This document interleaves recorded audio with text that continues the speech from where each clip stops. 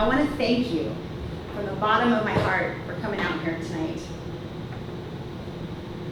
I want to share with you tonight some information that came to me through my own understanding, my own meditations.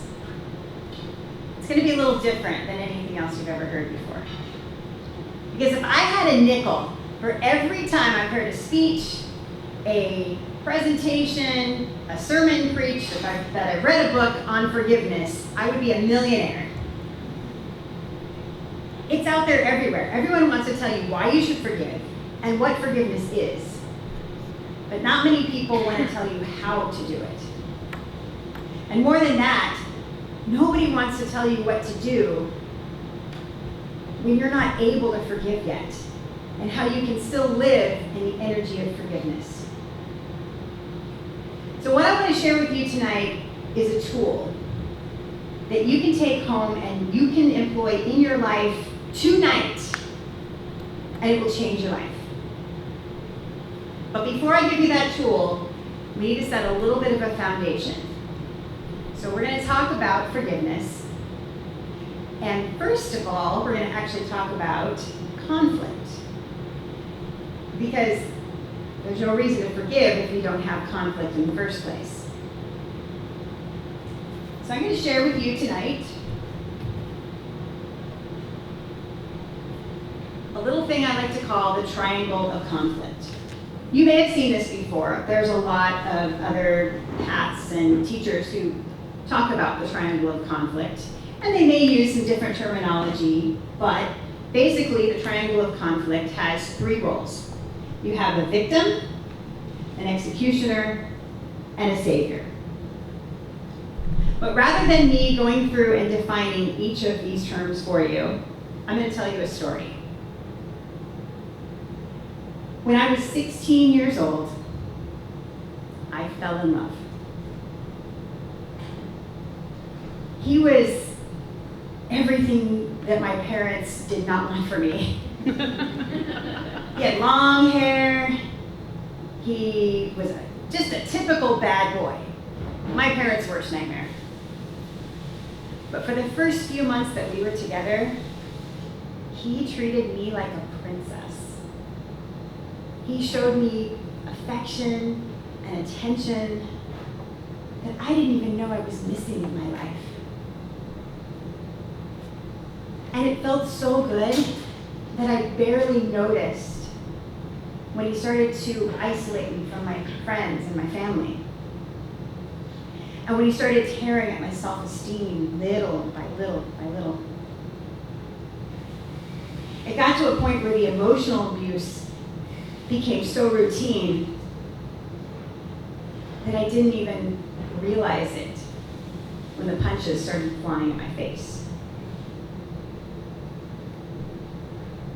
I stayed in this relationship for 6 years. Why did I do that? Because I believed that I was a savior. This boy had grown up in an abusive home. He had watched his mother get beaten by his father. He had a tough life. And I thought it was my job to save him and heal him. And then I had a shift, a turning point. It happened one night after I had just bought a new car. Okay, it wasn't a new car, it was a used car. And it was my dream car, but it was a Geostorm. Okay, when you're in your early 20s, you don't set the bar very high. You make your goals achievable. But I achieved it, and I was so proud of it. It was teal, and it was just so beautiful. But after I had it for a week, he was uncomfortable with my feeling so proud of myself. And he took a baseball bat to my car. And I remember sitting on the sidewalk, crying my eyes out. Because I just knew that I had done something to trigger him, and somehow I deserved this. And worse than that, I knew when he was done with the car that he was coming for me. In that moment, I went from being a savior to being a victim. And I realized I was a victim of domestic violence. That I no longer had a responsibility, well, not that I ever had a responsibility to save him, but this had gotten out of hand. And in that moment that I accepted the victimhood, I turned him into an executioner, a monster. I was in a triangle of conflict. Now, there are some teachers out there who will tell you, avoid the triangle of conflict, don't go into this. But I realized putting myself into that victimhood was what gave me the strength to get out of the situation. Conflict is part of human nature. It's what we do. We're all on a hero's journey. There's no good story out there without conflict. This is part of what we do. But the trick is to not stay in the conflict. I got myself out of the situation, but I stayed in that victim mode for way too long. And I projected that executioner role into man after man after man that I dated. And I hurt a lot of people. Until I finally began to understand what forgiveness really means. Because you see, forgiveness is not about the other person. My holding on to that anger was not hurting him or helping him. He went on to live his life, do his healing, whatever he needed to do. But I was carrying this anger everywhere I went. And so what I had to learn was that forgiveness means getting out of this conflict, this triangle of conflict, getting out of that cycle, and coming to an understanding that everyone does the best they can with what they have. So I'm going to say that again. Everyone does the best they can with what they have. So let's all say that together. Ready? Everyone does the best they can with what they have. Now, coming to this realization did not mean that I was going to forget what happened or that I was going to let this person back into my life. Okay, I learned my lesson about that. But it did mean that I could look back and realize that he had been hurt too. And I was no longer a victim because I was now a survivor. So what I did with that, and what I would do with all of you if we were in a workshop or a retreat, I would actually take you on an experience of this. But we're not in that, so in the interest of time, I'm just going to tell you about what I did with this. Once I got to this point, I like to go into meditation. And when I go into meditation, I take myself back to that night that I was sitting on the curb. And I was in full victim mode. And I look at that young woman that I used to be. And I wrap my arms around her. And I whisper in her ear, "You're okay. You got this. You're a survivor. You're going to get through this. One day, you're going to stand on the stage of the Rising Star Speaker Series, and you're going to use this story to help other people."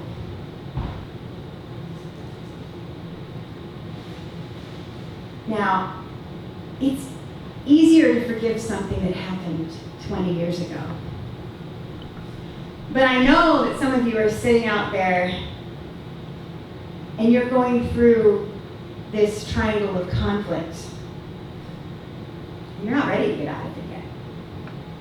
So I'm going to share with you another story. This one might hit a little closer to home. 5 years ago, my son was a student at the Elk Grove Unified School District.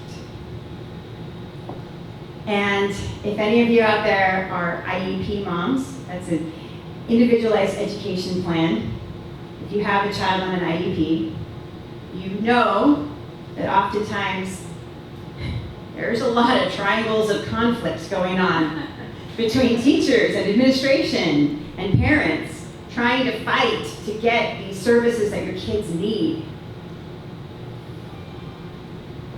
One day my son came home and his teacher had dug her nails into my baby's arm after violating his IEP and then suspending him for it. I was livid. So I went to the district, I filed complaints with the police, nothing was ever done. And the district said, we're gonna make it up to you. We're gonna enroll your child in a non-public school. I thought this was a great idea. They enrolled him in a school in El Dorado Hills called Guiding Hands School. And in fact, name rings a bell. It was all over the news about 5 years ago. My son was there for 3 months, and he used to come home with bruises and black eyes and scratches and saying that the teachers were doing this to him. And I didn't know what to believe until it was revealed after he was there for 3 months that a child by the name of Max Benson was held down by one of the teachers in a prone restraint for almost 2 hours. And she killed him in front of the class. Now there's a lot more details to this story, and I can't really go into them, because after 5 years, the criminal trial for this has just begun in the court system. The teacher that killed the student still taught in California for another year before they decided to take away her teaching credential. So why am I telling you this?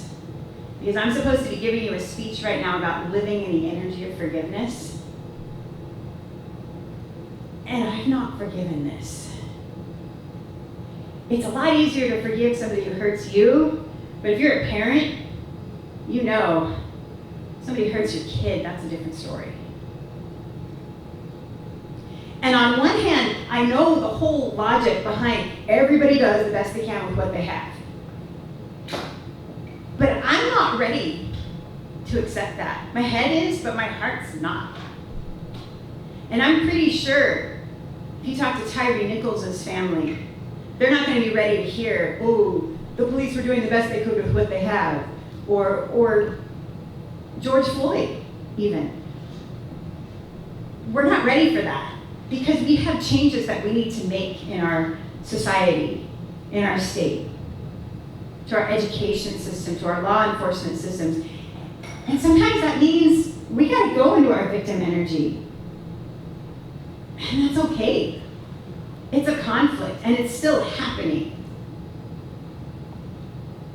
But we can live in the energy and the peace of forgiveness, even in the midst of all of that.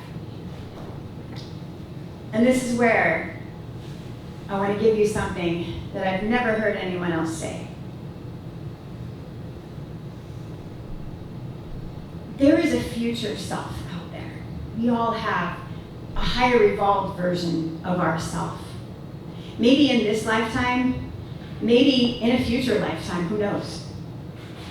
But there's a future evolved person that can look back on whatever we're going through right now and can see the perfection in it all. Because I know I can't see it. I know some of you are out there probably dealing with your own things. Maybe you're in a job with a boss that you can't get out of, and this boss is abusive. Or maybe you're co-parenting with a narcissist. Or maybe you've got a family dynamic going on that is really hard. And what you can do is, just like you can go into your past and comfort that past self, your future self can comfort you now. So when you go home tonight and you're sitting in the midst of whatever this stress and this conflict is, get really quiet and listen to that still small voice whispering in your ear. You got this. You're okay. You're a survivor. And one day, you are going to stand on that stage of the Rising Star Speaker Series, and you're going to tell your story, and you're going to use it to change lives.